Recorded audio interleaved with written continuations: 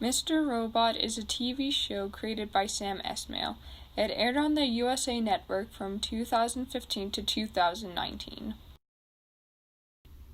Mr. Robot centers around a character named Elliot Alderson. Elliot is a cybersecurity engineer who suffers from social anxiety disorder, clinical depression, and delusions. Elliot has the job of protecting one of the world's largest conglomerates, even though he hates capitalism and plans on destroying the company he is supposed to protect. Elliot is also addicted to morphine. He claims that the pills help him escape from his loneliness, and though morphine is a temporary solution, Elliot won't be able to escape his loneliness because he's unable to connect with others due to being isolated. Elliot holds in a lot of anger towards the society that he is unable to participate in. One of the main factors that keep him isolated is his social anxiety. Elliot receives mandated therapy with his therapist Krista Cook to help him with his anxiety and other mental and emotional issues. Krista tries to help Elliot with his social anxiety by encouraging him to connect with people, but his anxiety prevents him from doing so, and he ends up lying to Krista about his progress. In the first episode, Elliot lies to Krista about going to a birthday party, when in reality he confronts a coffee shop owner about the owner's illegal website he uses to sell child pornography. Elliot usually hacks strangers, but according to Vikram Murthy from Vulture.com, Elliot also hacks his friends to discover who they really are, partially because he's curious, but also because he has difficulty talking to others. It's an easy way to avoid actually asking people about their lives. Since Elliot is unable to talk to those in society, he talks to his imaginary friend who happens to be the viewer. Hello, friend. Hello, friend. That's lame. Maybe I should give you a name. But that's a slippery slope. You're only in my head. We have to remember that.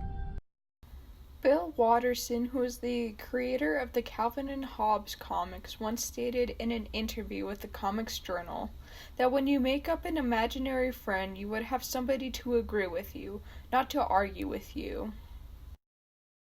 Elliot's imaginary friend neither agrees nor argues with Elliot, since the viewer cannot respond when Elliot talks to them.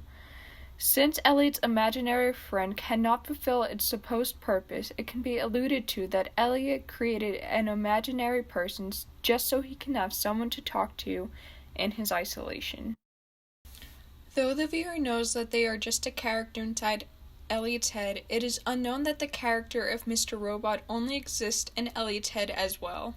When the plot reveals that Mr. Robot is a part of Elliot's imagination, it is indicated that Elliot has dissociative identity disorder. According to Zebby Watson from Inverse.com, creator Sam Esmail credited consulting with the psychologist in order to accurately portray Elliot's dissociative identity disorder, as well as other personal experiences with anxiety and addiction. Indeed, one of the most accurate parts of the character is the whole mixture of issues, from social anxiety to drug use to insomnia, that feed into each other and augment the eventual reveal that Elliot is suffering from DID.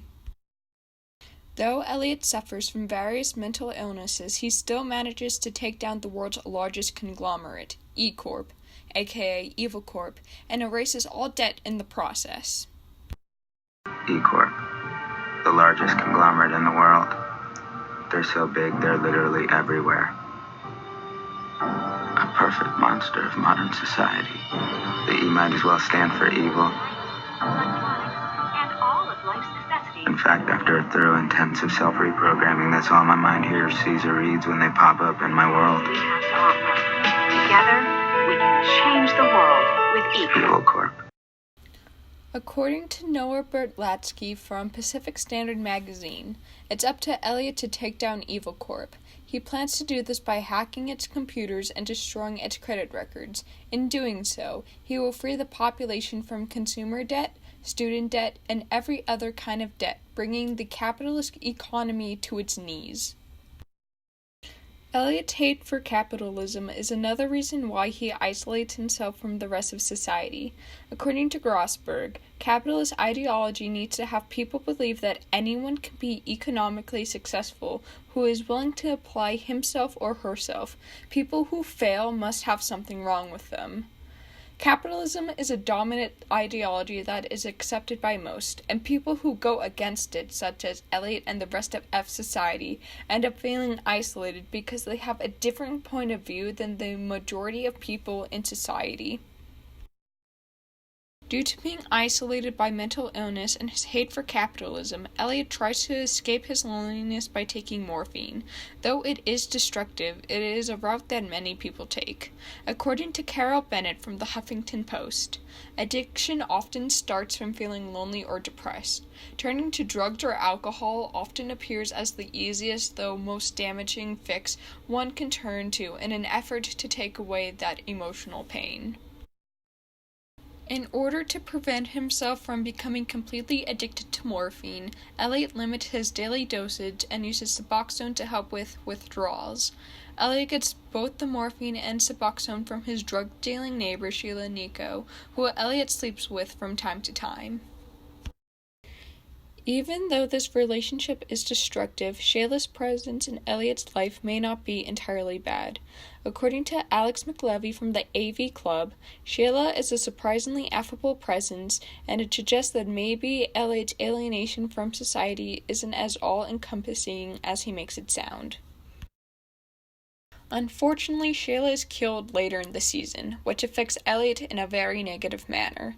Towards the conclusion of season 1, Sheila is dead, Eliot no longer has to go to mandated therapy, and Mr. Robot is revealed to be a figure of Eliot's imagination.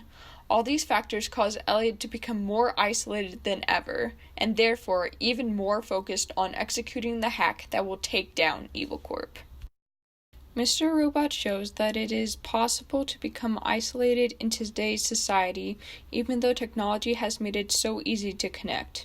If a person chooses not to use a lot of social media or has trouble connecting with people face to face, they will probably find themselves in a state of loneliness. According to Dhruv Kular from the New York Times, lonely people are more likely to perceive ambiguous social cues negatively and enter a self-preservation mindset, worsening the problem. And this way, loneliness can be contagious. When one person becomes lonely, he withdraws from his social circle and causes others to do the same. When a person differs from the majority, they tend to withdraw themselves from the situation and enter a state of isolation. This indicates that those who do end up isolated are those who differ from the majority.